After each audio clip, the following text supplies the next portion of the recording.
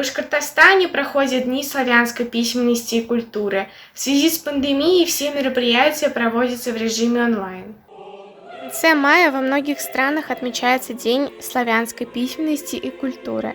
У нас в республике встречу этого праздника решили растянуть аж на 2 недели. Правда, все торжества проходят в онлайн-формате.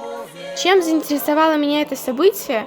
Так тем, что в его рамках проходит конкурс чтецов «Русь многоликая».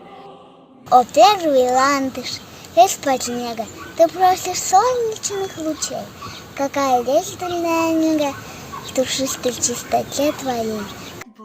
А еще в рамках этого фестиваля пройдет целый ряд виртуальных мероприятий. Это 4-й республиканский фольклорный праздник старинной русской песни, показ видеоролика от глиняной таблички до печатного станка и видеопрезентация фольклорного праздника «Малиновый звон колоколов».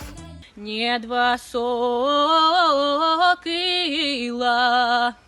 Валя Тали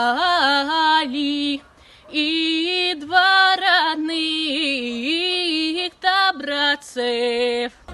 Организатором выступает Дом дружбы народов, но активное участие принимают очень многие организации Башкортостана.